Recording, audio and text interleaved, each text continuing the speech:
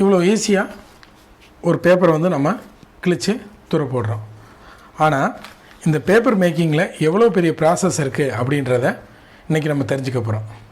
வாங்க தெரிஞ்சுக்கலாம். Hi friends, I am Ramakrishnan. இன்றைக்கி நம்ம பார்க்க போகிற இந்த பேப்பர் பற்றின விஷயங்கள் என்னென்ன அப்படின்னா, நிறைய ஸ்டேஜஸ் இருக்குது இந்த பேப்பர் மேக்கிங்கில்.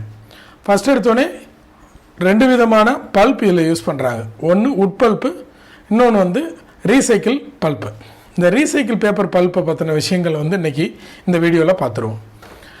ரீசைக்கிளிங் பல்ப்பை பொறுத்த வரைக்கும் பார்த்தோம்னா, முதல்ல எடுத்தோடனே வந்து பேல்ஸ், பெரிய பெரிய பேல்ஸில் வந்து பேப்பர் வேஸ்ட்டு எல்லாத்தையுமே வந்து நம்மளுக்கு ரா மெட்டீரியலாக வெளியிலேருந்து கொண்டு வருவாங்க. இந்த கொண்டு வந்த ரா மெட்டீரியலை தனித்தனியாக ஆட்கள் வச்சு பிரிச்சுருவாங்க. அதில் இருக்கிற பாலியத்திலின் பிரிச்சுருவாங்க, கலிக்கோ துணி, இது எல்லாமே வந்து முடிஞ்ச வரைக்கும் அதில் ஃபஸ்ட்டு லெவல் ஸ்க்ரீனிங் முடிஞ்சிடும். இந்த ஃபஸ்ட்டு லெவல் ஸ்க்ரீனிங்க்கு அப்புறம் என்ன பண்ணுவாங்க அப்படின்னா, பல்பர் அப்படின்னு ஒரு எக்யூப்மெண்ட் இருக்குது. இந்த எக்யூப்மெண்ட் என்ன அப்படின்னா, உள்ளுக்குள்ளே வந்து உங்களுக்கு தனியாக நம்ம சாதாரணமாக ஒரு மிக்சியில் யூஸ் பண்ணுற அளவுக்கு எப்படி வந்து ஒரு நைஃப் இருக்கோ, அதே போல் பல்பர்லேயும் ஒரு பெரிய லெவலில் நைஃப் இருக்கும்.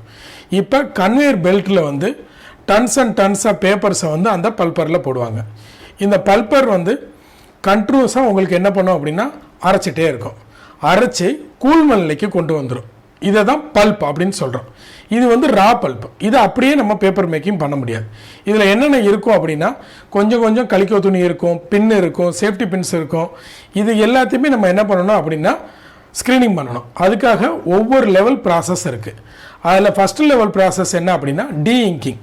இந்த டீ இங்கிங்கில் வந்து நம்ம என்னதான் ரா மெட்டீரியல் பேப்பர் போட்டிருந்தாலுமே அதில் வந்து கண்டிப்பாக பிரிண்டிங் இருந்திருக்கும், எழுதியிருப்போம். இந்த மாதிரி இருக்கிறதுல வர்ற இங்க் எல்லாத்தையுமே வந்து பிரித்து எடுக்கணும். அதுதான் டீ இங்கிங் பிளான்ட். இதில் சில கெமிக்கல்ஸை சேர்த்து அந்த இங்க்கு மட்டும் தனியாக ஸ்க்ரீனிங் பண்ணிடுவாங்க. இப்போ நம்மளுக்கு பல்ப் கிடச்சிருச்சு. ஆனால் அந்த பல்ப்பில் வந்து நம்மளுக்கு சேஃப்டி பின்ஸ் இருக்கும், பின் இருக்கும், நம்மளோட ஸ்டாப்பிள் பின் இருக்கும், இது எல்லாமே இருக்கும். ஸோ இது என்ன பண்ணுறாங்க அப்படின்னா, சென்ட்ரி கிளீனர் அப்படின்னு சொல்லி ஒரு எக்யூப்மெண்ட் இருக்குது. அந்த எக்யூப்மெண்ட்டில் சென்ட்ரிஃபியூகல் ஃபோர்ஸ் வச்சு பல்ப்பு தனியாக, இந்த பின் எல்லாத்தையுமே தனியாக பிரிச்சிடுறாங்க. இது போக அந்த பின்னில் இருக்க பல்ப்பையுமே வந்து வைப்ரேட்டிங் ஸ்க்ரீனர் வச்சு தனியாக பிரித்து எடுத்துக்கிடுவாங்க. இப்போ பல்பரில் இருந்து எடுத்து வந்து டீஇங்கிங் பிளான்ட்லேருந்து சென்ட்ரிஃபியூகல் ஃபோர்ஸை யூஸ் பண்ணி நம்ம பல்ப் எல்லாத்தையுமே எடுத்துட்டோம். இப்போ இது எல்லாத்தையுமே என்ன பண்ணுவாங்க அப்படின்னா, டம்ப் செஸ்ட்டில் வந்து டம்ப் பண்ணி வைப்பாங்க.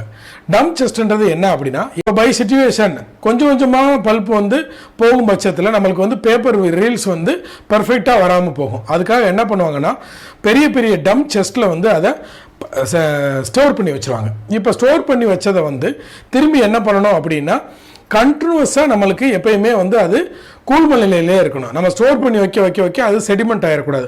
பல்ப்பு தனியாக, வாட்டர் தனியாக பிரிஞ்சிடக்கூடாது. அதுக்காக என்ன பண்ணுவாங்கன்னா, அஜிடேட்டர் அப்படின்னு ஒரு எக்யூப்மெண்ட் வச்சு கண்டினியூஸாக நம்மளுக்கு கலக்கி விட்டுட்டே இருப்பாங்க. இது வந்து ஒவ்வொரு செஸ்ட்டோட எண்ட்லேயும் இருக்கும். நாலாபுறத்துலேயும் வந்து அஜிடேட்டர்ஸ் இருக்கும். இந்த செஸ்ட்டுன்னு நான் சொல்கிற அளவு வந்து 40க்கு 40 இருக்கிற ஒரு ரூமில் ஹைட் வந்து 20 அடி இருந்துச்சுன்னா எவ்வளோ இருக்குமோ அதுதான் ஒரு செஸ்ட். இந்த டம் செஸ்ட்டில் இப்போ வச்சுருந்து இப்போ என்ன பண்ணுவாங்கன்னா, பம்ப் பண்ணி ஒவ்வொன்றையும் வந்து பேப்பர் ப்ராசஸ். இந்த பேப்பர் மேக்கிங் ப்ராசஸில் நம்மளுக்கு நிறையா பார்ட்ஸ் இருக்குது. அந்த பார்ட்ஸில் வந்து என்னென்னலாம் எக்யூப்மெண்ட்ஸ் இருக்குது அப்படின்னு பார்த்தோம்னா, wire part, press part, dryer part, then calender part, அதுக்கப்புறம் ரீவைண்டர் பார்ட். இது எல்லாமே வந்து கண்ட்ரோல்ஸ் பார்ட்ஸ். இதன் மூலியமாக போய் தான் பேப்பர் வந்து நம்மளுக்கு கண்ட்ரோல்ஸாக ரீல் ஆகுது. இப்போ வயர் பார்ட் அப்படின்னு பார்த்தீங்க அப்படின்னா, வயர் பார்ட்டில் வந்து கண்டினியூஸ் ரோல்ஸ் இருக்கும். இந்த ரோல்ஸ்க்கு நடுவில் வந்து வயர்ஸ் கொடுத்துருப்பாங்க. இந்த வயர்ஸ்க்கு கீழே வந்து சக்ஷன் கப்ஸ் இருக்கும்.